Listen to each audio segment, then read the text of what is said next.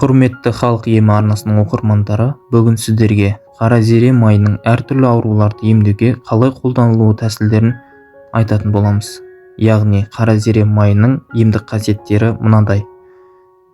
Қақырықты түсіру үшін, құлақ аурулары кезінде, диарея, іш өту кезінде, асқазан жарасы кезінде, қандағы холестерин деңгейі төмендету үшін, қан қысымы жоғары болған кезде қолданылады.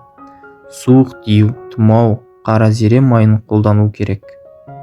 Сонымен қатар, қара зере майы майлы тері үшін, құрғақ тері үшін, безеу болса, шаш түсу кезінде зақымдалған шаш үшін көмегі зор. Құрметті халық емі арнасының оқырмандары, арналымызға тіркеліп, лайк бас комментарий жазып, достарыңызбен бөлісеміз.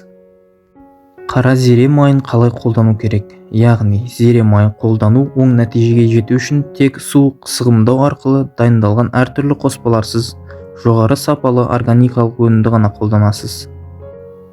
Дегенімен, зерені қолданудың көптеген жолдары бар, ал олардан жасалатын өнім де әртүрлі тәсілдермен қолданылады.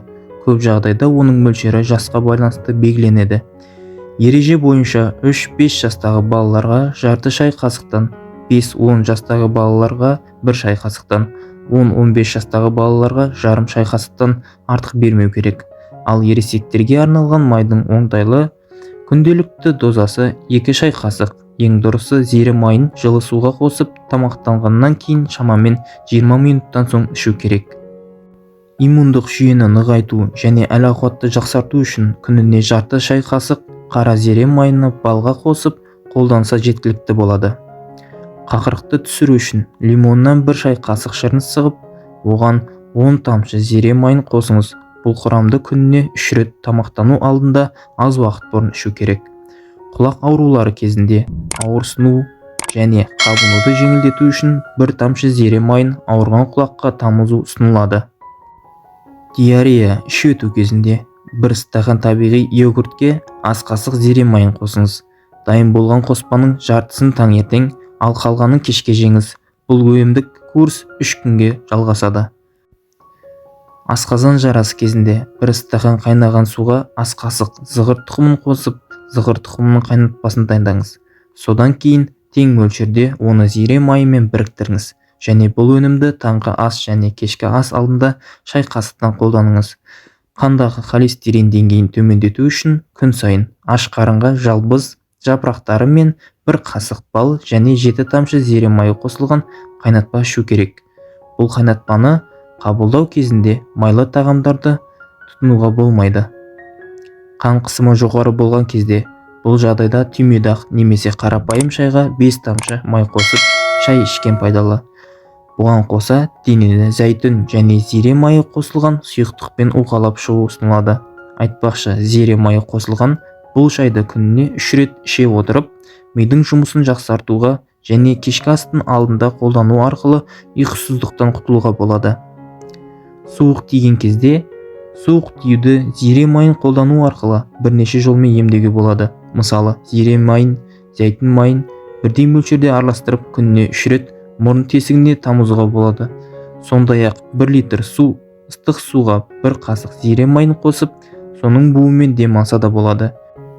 Тұмау кезінде мақтадан кішкентай тампондар жасап, оларды майға салыңыз. Содан май сіңген тампондарды мұрынға қойып, 20 минутқа қалдырыңыз. Қара зере майының қолданылуы. Қара зере майы секілді өнімнің өте кең қолданысқа ие болғаны құпия емес. Себебі бұл майдың әсері күшті болғандықтан, оны таза түрінде тек сүйел, қышыма, бөртпе, дерматит және теңге қотыр сияқты жараларды емдеу үшін терінің кішігірім аумағына ғана қолданылған жөн. Ал косметикалық рәсімдер үшін өнімді басқа компоненттер арқылы араластыру ұсынылады. Сонымен қара зере майын пайдаланудың негізгі жолдарын қарастырайық. Майлы тері үшін жүзім сүйегінің майы мен қара зеренің тең мөлшерде біріктіріңіз.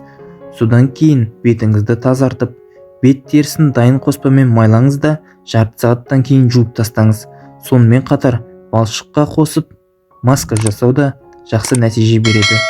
Бұл маска өте оңай дайындалады. Ол үшін балшықты суға араластырып, алынған құрамға бірнеше тамшы зере майын қосыңыз. Бұл масканы бетте 15 минут ұстау керек. Құрғақ тері үшін бір ас қасықтан зере майы мен дашын ұнтағын алыңыз да оны 3 ас қасық қаймаққа қосып араластырыңыз. Дайын болған қоспаны бетке жағып шамамен 10 минут ұстаңыз да содан кейін оны майлықпен сүртіп тастаңыз. Безеу болса, бір ас қасық зере майына 8 тамшы лаванда майын және 6 тамшы шай ағашының майын қосыңыз. Бұдан алынған құраммен бетті майлап 15 минуттан кейін жуыңыз. Шаш түсуі кезінде шашты нығайту және оның түсуін тоқтатуға зәйтүн және зере майының қоспасы көмектеседі. Ол үшін зәйтүн мен зере майының қоспасымен бас терісін сүртіп 20-30 минутқа қалдырып қою керек.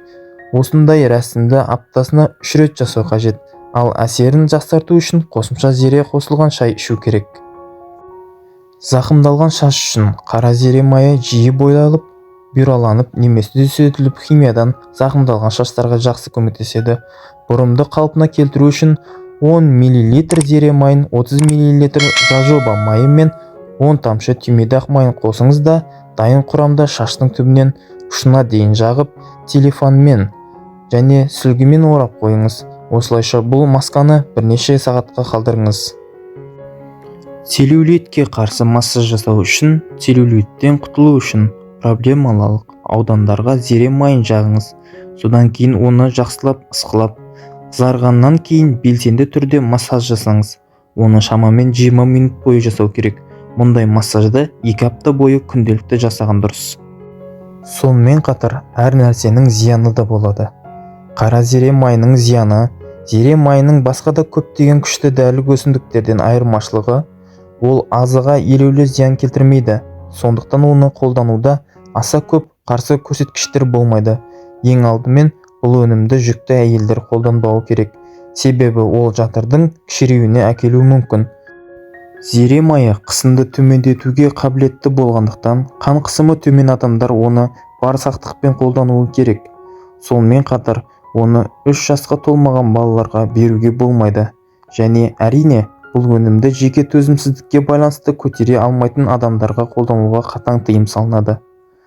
Ал қалғандары қара зере майын тек бақылаусыз қолданған кезде және ұсынылған дозадан көп қолданған жағдайда жағымсыз әсер көрсетуі мүмкін екенін ескеруі керек. Құрметті халық емі арнасының оқырмандары, арнамызға тіркеліп, қолдау көрсетіп, лайк басып, комментарий жазып бөлісе отырыңыздар. Қара зере майының біз білмейтін қандай да тағы да пайдалы кеңестері бар екенін бөлісе отырыңыздар.